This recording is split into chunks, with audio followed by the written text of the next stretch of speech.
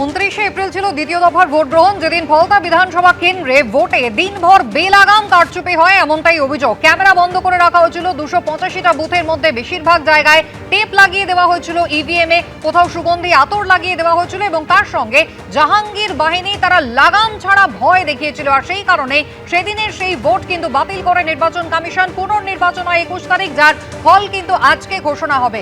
আর ইতিমধ্যেই যে খবর পাওয়া যাচ্ছে, তৃণমূল কংগ্রেসের কোনো এজেন্ট কিন্তু গণনা কেন্দ্রে কিছুক্ষণ আগে পর্যন্ত পৌঁছননি। এই মুহূর্তে কি আপডেট রয়েছে, সরাসরি সত্যজিৎ বৈদ্য আমাদের প্রতিনিধি রয়েছেন আমাদের সঙ্গে। সত্যজিৎ, নিরাপত্তার ব্যবস্থাটা যেমন দেখতে চাইবো, তার পাশাপাশি গণনা কেন্দ্রে তৃণমূল কংগ্রেসের কোনো এজেন্ট কি পৌঁছলেন?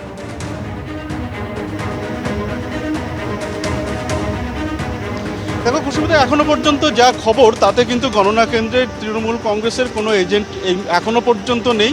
এবং এ তো গণনা কেন্দ্রের ভিতরের ছবিটা, আর বাইরের ছবিটা দেখাতে বলবো অতনু কুণ্ডুকে, যেখানে তুমি দেখতে পাচ্ছ যে ডায়মন্ড হারবার মহিলা বিশ্ববিদ্যালয়ের সামনে যেখানে গণনা হচ্ছে তার সামনের যে রাস্তা, সেই রাস্তা পুরোপুরি যান নিয়ন্ত্রণ করা হয়েছে, নিরাপত্তার বন্দোবস্ত করা হয়েছে এবং তুমি দেখতে পাচ্ছ যে জায়গায় জায়গায় ব্যারিকেড দেওয়া হয়েছে যাতে কোনো অশান্তি সৃষ্টি না হয়। যদিও এই ব্যারিকেডের বাইরের ছবিটা, আরেকটু দূরের ছবিটা তোমাকে দেখাবো, সেদিকে যদি আসা হয় তাহলে দেখা যাবে যে একদিকে যেমন গণনা কেন্দ্রের ভিতরে তৃণমূল কংগ্রেসের এজেন্ট নেই, তেমনি বাইরেও তৃণমূল কংগ্রেসের কোনো কর্মী সমর্থকদেরও দেখা নেই। তবে দেখা আছে বিজেপির কর্মী সমর্থকরা যারা বলছেন তাদের কাছে ফলাফল একরকম প্রত্যাশিত, যে কারণে গণনার শুরু থেকেই তারা কিন্তু গণনা কেন্দ্রের বাইরে তারা ভিড় জমিয়েছেন। এবং কি প্রত্যাশা থেকে, দেখুন, আমরা আমাদের বুথ নম্বর হচ্ছে 227, 144 নম্বর ফলতা।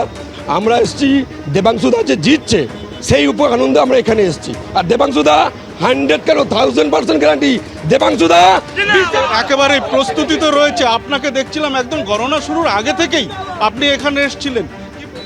তো খুব আমরা ভালো মনের জোর স্পিরিট নিয়ে, আশা আকাঙ্ক্ষা নিয়ে এসেছি।